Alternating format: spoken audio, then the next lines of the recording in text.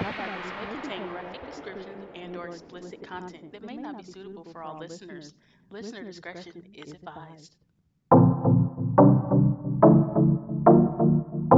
Hi, I'm Key, And I'm V. and this is We Shouldn't Talk About This. What's so funny, Key? Just me messing with you before the mics came on. Oh, that's nothing new to me, though. Yeah, I have to, I just learned to live with it at this point. sometimes I just tickle myself. Something you have to, if you can't laugh at your own jokes, who will? Who, indeed? Key, today, what should we not talk about? Um, let's not talk about missing people, but not just missing people who've come back alive, who they have been found alive. That sounds like a great tale to begin Oh, this week's yeah, episode.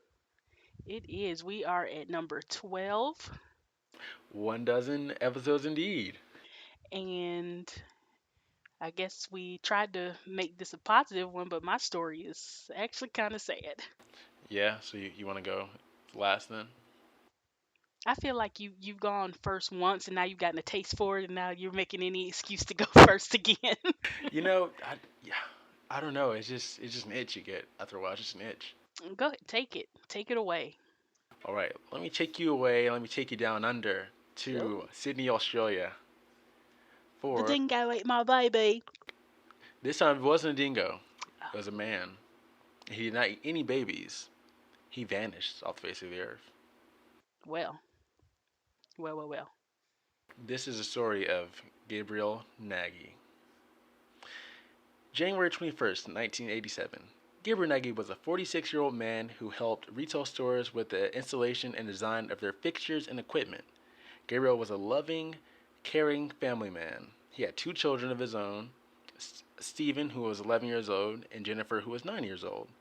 On this particular Wednesday, the 21st of January, he called his wife Pamela to let her know that he would be home for lunch.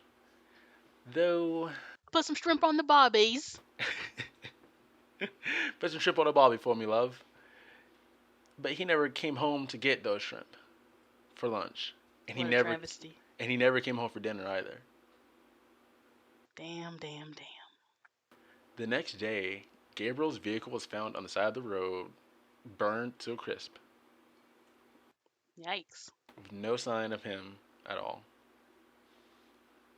The family began to panic because Of course.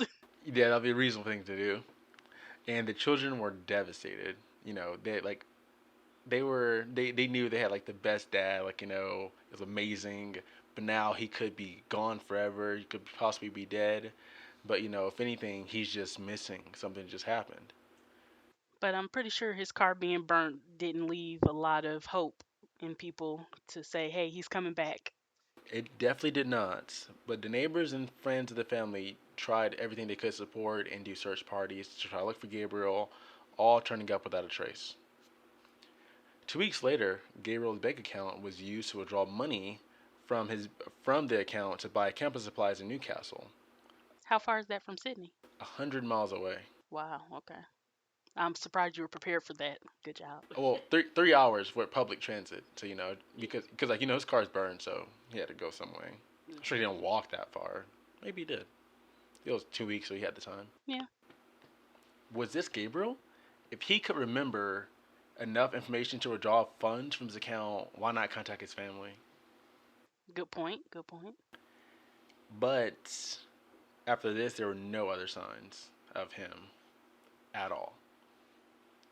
Did he withdraw all his money? No, just enough, just enough to make his purchase at the camping supply store. Wow, okay. That's weird. Yeah, it's pretty strange. So, following this, the Nagy family moved to Sunshine Coast, which is a very nice sounding place. And Sounds happy. yeah, it sounds really happy. It's a good way to turn it around, bring their spirits back up. And the wife Pamela, she ensured that her family's number was always in the phone books. Their information was in there. But after years and years, How many years? mm, 10 years at this point, Wow, dang. yeah, hope was beginning to fade away. Oh, it was just beginning at 10 years? Yeah. So at this 10-year mark, Senior Constable Georgia Robinson began her own search for Gabriel. She would spend another 10 years on this case. So making this a whopping 20 years now at this point That he's been missing. that he's been missing. And so a public inquest was made to declare him dead. But just 2 weeks before this inquest would be finalized, Senior Constable Robinson made another records check and saw a pop up under Medicare for a gentleman named Gabriel Nagy. And there was a phone number attached to it also. Wow. So, what do you think she did? Called the number. She called the number. Who do you think she talked to? Gabriel. She talked to Gabriel. You're right on this story. You're keeping up with me. That's good. She called Gabriel, and from what he said, a pastor helped him set up his Medicare account, and so that's how his name popped up in there because he needed to get cataract surgery. He didn't say why he was missing for 20 years. At this point over the phone, without like knowing who this person was he was talking to, not immediately, but she asked to meet him, and he agreed. So following the time they met, the first thing she told Gabriel was that she wanted to put his mind at ease, like because senior constables are police. Right, right. She wanted him to know that you didn't kill anyone. You're not wanted by the police. You are a missing person, and that is not a crime. It's a very nice thing to say, because like with whatever's going on with them, he doesn't know what's going on now at this point. 20 years from now, hasn't talked to his family, like hundreds of miles from where he used to live. His family moved on. But I mean, is this his personal choice? Let's dive into that, shall we? Okay. Gabriel's earliest memory was him bleeding from a head wound in Newcastle. He didn't remember his job, his family, or how he ended up over 100 miles away from his cold current life. He said that the scarring on the back of his head is a constant reminder of the injury that took his memory. Piecing together what he could from the last 20 years, Gabriel found a farm in Rockhampton that provided him with shelter for work. He then drifted around over to Queensland, heading north mainly, taking odd jobs at construction sites or fishing boats, and he usually slept on the street or the beach. Trying to understand his memory issues, Gabriel convinced himself that he had done something terrible. He turned to alcohol to help him with the grief of what he may have done, but he doesn't remember. So he remembered his name. His, I don't know, something just seems weird. Like how would you not remember your family, but you remember like all the information you need to set up a Medicare account? So like from what this case, so the main part of this case is that Gabriel has a condition actually. Huh. He has a dissociative, like, oh my gosh, I don't know the word for it. He has some kind of like dissociative memory disorder, like a psychiatric kind of thing going on, and so he remember flashes and bits and pieces, but he doesn't understand what they mean. That's crazy. Yeah, it's really crazy. So he was doing odd jobs, drifting around, sleeping where he could, feeling guilty about what he thought he might have done. And then, while he was in Mackay, he met Pastor Barry Hayhoe, a truck driver turned churchman who saw something in Gabriel worth saving. He was offered a job at the church with a bedroom included, so he took the job. Pastor Hayhoe is the one who helped him set up the Medicare account, the very account that Constable Robinson found his name under. So Wow. that's how that came to be. And now here's some quotes from his interview. He offered me a room at the River of Life Church and the job of caretaker. I jumped at the chance, and it kept me off the street, Mr. Nagy said. It was the pastor who helped me get the Medicare card in his original name when Mr. Nagy needed the cataract surgery. The record was spotted by the constable, who then phoned Gabriel Nagy. She said she wanted to come up and talk with me. She asked me a lot of questions and then started showing me photographs. It was like a cartoon where flashbulbs go off on top of the person's head. She then gave me a letter from Jennifer, who was his youngest daughter, and a letter from Pam, who was his wife, and a letter from his dad and stepmom. Senior Constable Robinson told Nagy that the ball was in his court as to whether he wanted to contact his family, who by then already been told that he is alive and well. That afternoon, I sat down and I wrote the longest letter I've ever written in my life, 7.5 pages on both sides of the paper. He posted the letter to his wife and daughter, and 3 days later, he received a text message from his daughter saying, "Hi, Dad." He said it was enough to make me cry immediately. And she wrote that she finished the letter and she still loved him. And 10 minutes later, the phone rang and it was Pamela, and they talked until the phone died. 2 weeks later, his daughter Jennifer flew to McKay to see her father, that she'd only remember as a 9-year-old girl. And he met her. So she was like 29 at this point, Yeah, 30 maybe. Like, yeah. It's crazy. It's but my thing is, if he disappeared in 1987, mhm. 20 years would be 2007.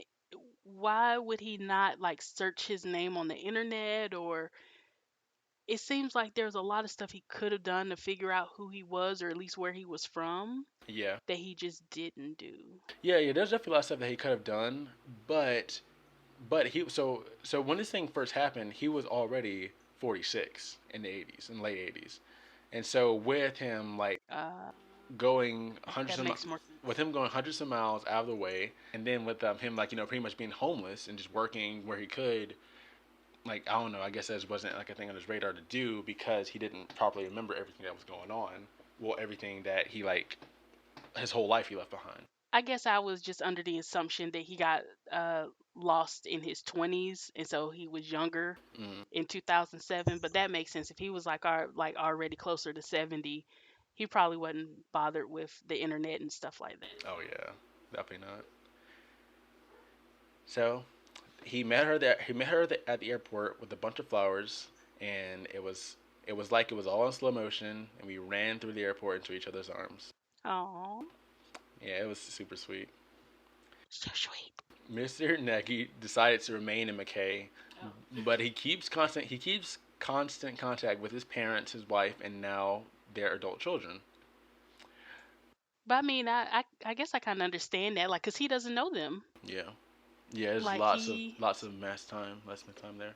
like he knew them, his kids as children. So he Mhm. probably like, that was like 9 years. And how old was his son? 11. 11. Like that was such a small part of his 46 years. He probably didn't even remember he had children. Yeah, it's really crazy. It's really crazy because like whatever accident he got into that led him up to oh my gosh, I forgot the area already. But led him up to 100 miles north of where he lived.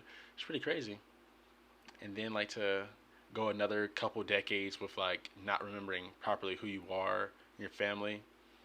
Probably by then he didn't even like care anymore. Like, not that he didn't care. Hmm.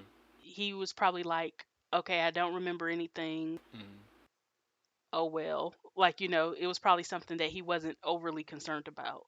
Yeah, and he also thought he like killed someone or hurt someone or something. He thought that like he like pushed the memory so far back, or Oh, that he like blacked he out or like he something. had some type of violent happening, and that's why he couldn't remember everything. So Yeah, he wasn't in the mindset to go searching for who he was anyway, in case he was supposed to be in jail. yeah, right. Yeah, as soon as he figure out who he is, he gets like handcuffed. Mm.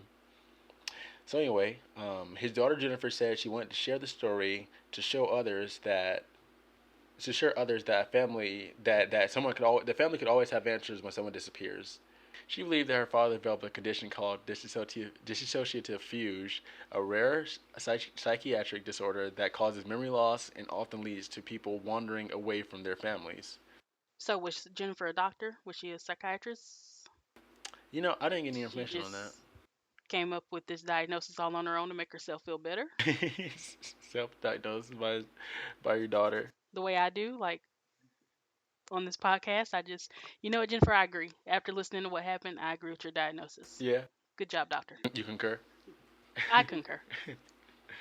I want to give people hope that sometimes good things can happen, miracles can happen. She said, if you leave home for whatever reason, ring and let someone know you're okay. It doesn't have to be your family.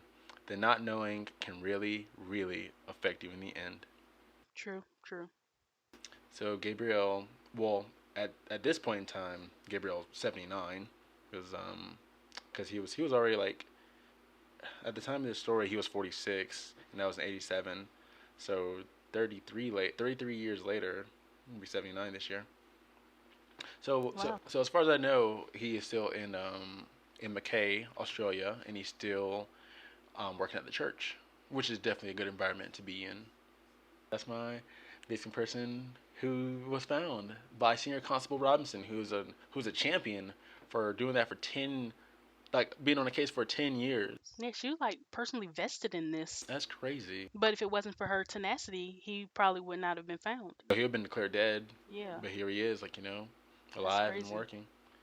It is, yeah. But I mean, that was a good ending because I can understand like not going back to his family because he truly did not know them like that anymore, like after 20 some odd years, Yeah. but still keeping in contact with them and like Mm. maybe relearning about his family life before he had the accident. So Yeah. that was good. I like that one. Yeah. Yeah. Now I guess we're, Mine not so much. yeah, turning down a darker path. Totally opposite direction. So, brace yourself. Oh my gosh, we forgot our intro. Our intro. That is time for a tale of crime. See, that's because I took the reins and I just bolted We're off without any of my gear on. we're just haphazardly doing this one. Okay. 12 has no rules. 12 has no rules. No, and also, if you hear noise in the background, that's the random pets here at V House. Yeah, a cat just jumped on the table while I was doing my story We're under quarantine with all the pets with all the pets. and other family members. That's our live studio audience. This sitcom track in the background. All right, so I guess I better put a trigger warning. Um, if you're very sensitive to subjects of child abuse and things of that nature, this might not be the story for you. Maybe just rewind and listen to V's again, because his had a much happier ending than mine, even though, yes, he was found alive. So I guess we'll get into it. All right, you ready for this? I think I'm ready for it. Stephen Gregory Stainer. He was the third of five children born April 18th, 1965, to Delbert and Kay Stainer in Merced, California. He had three sisters and an older brother. One afternoon on December 4th, 1972, 7-year-old Stephen was approached on his way home from school by a man named Irving Edward Murphy. He had been enlisted by Kenneth Parnell, who had passed himself off to Murphy as an aspiring minister. So Parnell told Murphy he was an aspiring minister, and he enlisted Murphy to help him abduct a young boy so that Parnell could raise him in a religious type deal, as Murphy later stated. So Murphy and Parnell worked together at a resort in Yosemite National Park. So that's how they met, and Parnell spun him this story that he was a aspiring minister and he wanted to get a child to raise them in a religious home. Now, Murphy is one of the type of people that people would say, oh, he was like, overly trusting, maybe kind of simple minded. So he just kind of went along with what people said. So he didn't too much question it. So, acting on instructions from Parnell, Murphy passed out gospel tracts to boys walking home from school that day. And after spotting Stainer, he claimed to be a church representative seeking donations. Now, Stainer later claimed that Murphy asked him if his mother would be willing to donate any items to the church. When the boy replied that she would, Murphy then asked Stainer where he lived and if he would be willing to take Murphy to his home. Now remember, Stephen Stainer is only 7 at this time. Oh no. Yeah, Oh my so he was gosh. he was walking home from school and this is when he was approached. So, of course, Stephen agreed, and a white Buick that was driven by Parnell pulled up, and he willingly climbed into the back of the car with Murphy. Parnell then drove a confused Stephen to his cabin in the nearby Cathy's Valley instead. Now, unbeknownst to Stephen, Parnell's cabin was located only several hundred feet from his maternal grandfather's residence. So he was abducted, but living very close to his maternal grandfather, and he just didn't know. So Parnell molested Stephen that first night at the cabin and began raping him 13 days later on December 17th, 1972. That was oddly specific details. The 7-year-old boy? Oh my Yes, gosh. unfortunately. After telling Parnell that he wanted to go home many times during that first week, Parnell told Stephen that he had been granted legal custody of the boy because his parents could not afford so many children and they did not want him anymore. Yo, this is terrible. It's awful, I'm telling you, and it goes up a little and then crashes right back down. Like it's rough. So Parnell began to call Stephen Dennis Gregory Parnell, retaining Stephen's real middle name and his real birth date when enrolling him in various schools over the next several years. Parnell passed himself off as Stephen's father, and the two moved frequently around California, living in locations that included Santa Rosa and Campeche. Now, Parnell allowed Stephen to begin drinking at a young age and to come and go pretty much as he pleased. Parnell had also bounced from like one like menial type job to another, so his work requiring travel and leaving Stephen unguarded caused an adult Stephen, looking back on this, to remark that he could have easily used the absences as opportunity to flee, but he was unaware of how to summon help. I mean, again, he was 7 and he was told by an adult that his parents gave him away because they had too many children. Yeah, yeah. I was just thinking that, but then I thought about that fact again that he was misinformed about his parents caring about him. Yeah. So, one of the few positive aspects of Stephen's life with Parnell was a dog he had received as a gift from him, a Manchester Terrier that he named Queenie. The dog had been given to Parnell by his mother, who was not aware of Stephen's existence during the period in which he was living with Parnell. So Parnell was passing Stephen, who he called Dennis, and Stephen actually told people his name was Dennis, like he kind of went along with it. He was passing him off as his son to certain people. Like, so not anybody in Parnell's family knew about him, but like people that they would meet or he would enroll them in school, he would say, "This is my son." And Stephen was like, "Yeah." So for a period of 18 months, a woman named Barbara Matthias lived with Parnell and Stephen. Matthias later claimed to have been completely unaware that Dennis, as she called him, had in fact been kidnapped.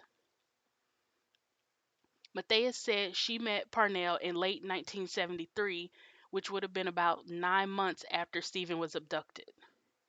By that time, he was being called Dennis, of course, and at first she was just the babysitter, being paid $60 a month to watch him in the afternoons. Then Matthias and Parnell developed a relationship, and that's when she moved in. Now, after Stephen was found, Matthias met his real parents, and this is what she told them. She said Parnell treated Stephen like a son, and Stephen called him dad. Parnell also had a birth certificate and other papers to show that Stephen was his. She assured the Stainers that Stephen was always a nice boy and called her mother like Matthias's own kids did. However, according to Stephen, Matthias raped him on a few, like 9 separate occasions at the young age of 9. Now, in 1975, on Parnell's instructions, Matthias tried to lure another young boy who was in the Santa Rosa's Boys Club with Stephen into Parnell's car, but that attempt was unsuccessful. Matthias ended up leaving the Parnell home in spring of 1976. So they had a short lived relationship, and she never said why she left, but it was probably because he was trying to get her to abduct children, which, That's a no-no. yeah, and well, I guess if the child is calling somebody dad, like you probably wouldn't question it, especially if you saw paperwork. Yeah, yeah. Yeah. So as Stephen entered puberty, Parnell began looking for younger children to kidnap. Parnell had used Stephen to attempt to kidnap children on prior occasions. However, all the kidnapping attempts were unsuccessful. This caused Parnell to believe Stephen lacked the means to be an accomplice. Stephen later revealed that he intentionally sabotaged these failed kidnappings. Good for Stephen. Finally, Parnell bribed one of Stephen's teenage schoolmates, Randall Poorman, with drugs and cash. Poorman eventually tried to back out, but was threatened into submission. And on February 14th, 1980, Parnell and Poorman kidnapped 5-year-old Timothy White in Ukiah. Oh my gosh. So in 72, he was 7, and now we are at 1980. So he is 15. Stephen quickly became emotionally attached to young Timothy and vowed to keep him from suffering the same abuse he had endured. Stephen led a daring escape in the dead of night, miles from civilization, to get determined to get Timothy home. Good on you, Steven. Good on you. Now they made multiple attempts, like they would try and wouldn't get far because, like, this place that they lived was like really out there. So it's like either it was too much walking, like, Timothy was only 5, so it was too much for him. So finally they did succeed. Now he kidnapped him on February 14th, and on March 1st, 1980, while Parnell was away at his night security job, Stainer left with White and hitchhiked into Ukiah. Unable to locate White's home address, because of course he was 5, he, more than likely just didn't know his address, he decided to have White walk into the police station and ask for help without him. But the police officers spotted and detained them both. Stephen immediately identified White and then revealed his own true identity and story, telling them, "I know my first name is Stephen." Now, of course, both the families of both boys were overjoyed to be reunited with their sons, and Stephen was hailed as a hero. The nation wept over Stephen's bravery and resilience, and Parnell was taken into custody. Now, sadly, Stephen wasn't able to acclimate back to his life with his family. He was always looked at as Stephen Stainer, the abduction victim, the one with the mini series called "I Know My Name is Stephen," and like the one missing kid among tens of thousands that are on flyers and milk cartons who miraculously returned alive and well after 7 years. Man, that sucks, but I can definitely see that like being a thing. Yeah, so he had trouble adjusting to living in a more structured household because he had been allowed to smoke and drink and do what he pleased when he lived with Parnell. So, in an interview with Newsweek shortly after his escape, Stephen said, "I returned almost a grown man, and yet my parents saw me at first as their 7-year-old. After they stopped trying to teach me the fundamentals all over again, it got better. But why doesn't my dad hug me anymore? Everything has changed. Sometimes I blame myself. I don't know sometimes if I should have come home. Would I have been better off if I didn't? Now, Stephen underwent a brief counseling but never sought additional treatment, and he also refused to disclose all the details of the sexual abuse he endured from Parnell. He was bullied by other children at school for being molested, and eventually he dropped out. That's jacked up. Right? Because it's like not something he had any control over. So he began to drink frequently and was eventually kicked out of the family home, and his relationship with his father remained strained.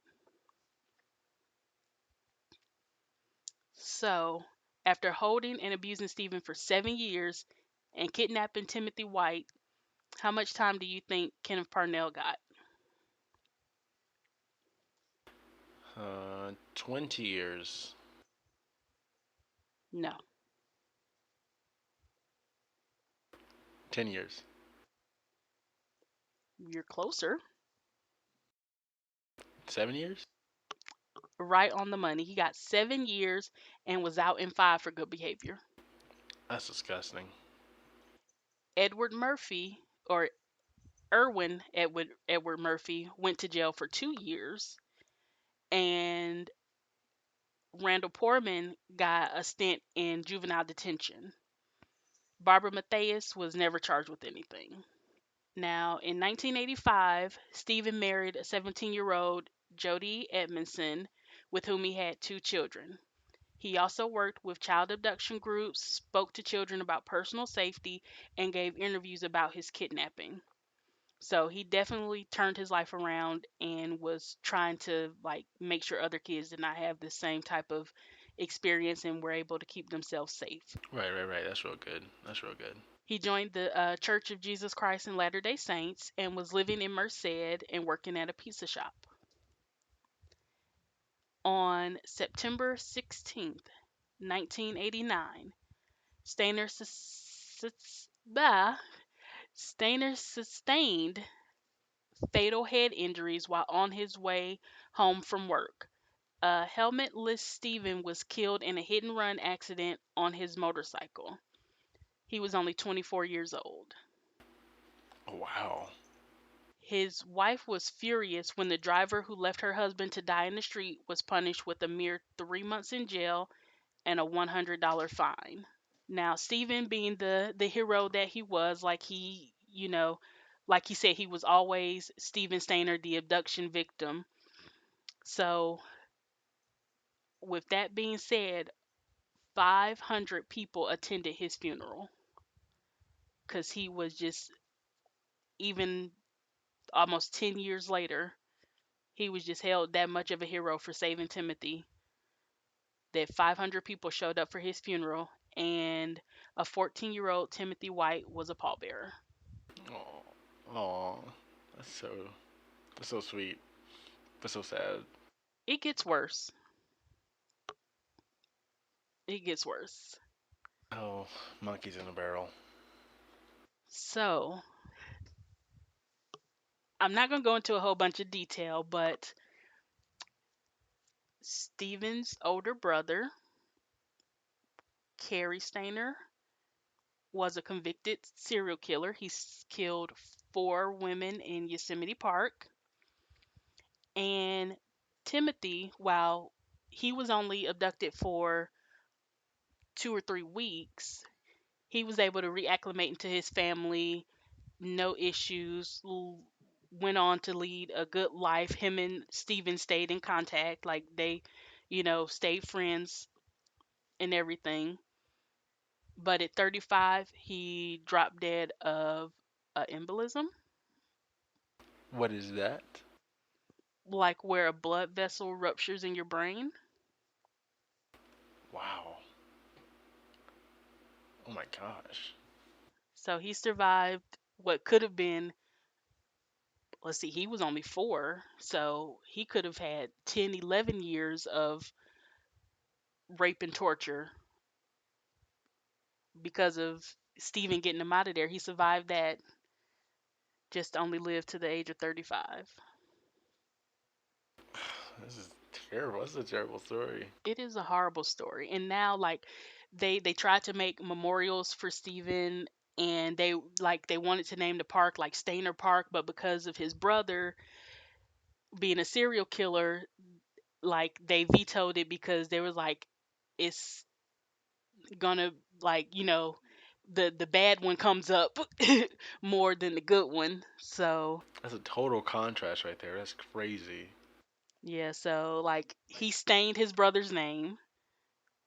You would think the one that was abducted and went through the terrible 8 years of his life would be the one that would come up as like a serial killer Yeah, because of the trauma. But he no, went out and was like a victim advocate, was helping kids. He turned his life around, and like people like, classmates and things like that always said that his brother Kerry was weird, and like he was always like, oh, the boy whose brother was abducted and or whose brother was missing, and then when he came back he was like really in Steven's shadow. So he just had like a lot going on, man, and he turned to the dark side, stained his brother's good name. So it was just a lot. Like it was could have been such a happy ending. yeah, it could have been. But then Steven, he only lived like 10 more years. His The boy he rescued lived like 21 more years, and that was but the kidnapper lived to 2008. Okay, well at least he's like not a chess piece in this any longer. Yeah, thank goodness he died, but all his victims had such short lives. That was terrible. And he got like no justice at all. No, he went back to jail cuz again, he was trying to pay people to kidnap young boys for him, and he got caught up in like a sting, and he Those went back Sting to jail. cases. Oh man, I wish I would have found that one. So, he thankfully went to jail in like 2004. So, he did 5 years from like 1980. Okay, so let's say after the trial, he got out in like 86. So, let's say from 86 to 2004, he was out there doing goodness knows what. 18 years. 18 years. Just out there doing who knows what to little children. Terrible. This is probably like the worst case I've done. Yeah, that's the worst kids I've ever heard. Yeah, this one was horrible. It was hard. So, I'm glad Stephen made it out alive. I'm glad he rescued Timothy, cuz I feel like I'm glad Messi Timothy. Yeah. if he hadn't tried to get or if he hadn't gotten Timothy, Stephen would have just stayed there forever. Yeah. Yeah. That was really his breaking point. He did not want somebody else to suffer. Which is good. That's really good. That shows the kind of person, that kind of heart he had, the kind of Right, person he right. was. That's real good. Right. So I'm glad that he got both of them out of that situation, and he did get to have a semi-normal life, a wife and children. And wear your helmets, people. They save lives. Yeah, they save lives. And you can't let your children walk home from school Well, this as was the much as you could 70s, have. the early 70s. Oh yeah. Yeah. 72. It was a lot different. Well, I mean, I wasn't alive back then, but it was a lot different back then. Yeah, it was different back then, except for these one-off cases, it seems. But now, it's of course, it's way bigger. But kids have phones now too. Like Yeah, but 5 year olds have like iPhones and stuff. well, yeah, yeah. But they only know like how to get on YouTube and play games. They don't know how to call 911 or call a parent. Yeah, that's true. Like That's they don't true. know how to use the actual phone. Yeah. So, train your kids on how to use phones properly. Yeah. You put your picture in there so that they can just touch your picture and then it calls you, and you know to answer your phone because it's time for Bobby to get out of school and Bobby's calling you on his way home from school. Something's going on. Right. Even if they ride the bus, because that was recently here in South Carolina. A little 6-year-old got abducted by her neighbor. She had got off the school bus and her neighbor snatched her up. It's terrible. Was terrible. These kid snatchers are the worst. The worst. I really wish that we had a much more um like torturous Yeah, justice system, yeah. I would say harsher for them, for those. Yeah, like get an X-Acto knife and inflict lots of paper cuts while spraying them with alcohol, that'd be pretty painful. Or you can ripping like out fingernails, yeah, yeah, plucking out eyelashes. yeah. Nose hairs. Yes, loosening teeth. Like don't rip them out, just loosen them and wiggle them real hard with Yeah, pliers. jack those nerves up. Yeah, needles on the bottom of the feet. Like stuff like that. Like we need to re-implement that. Yeah, to scare them to not touch a kid. Don't touch a kid, or else this will happen to you. Oh my gosh, chop off people's thumbs because you can't hold anything without thumbs.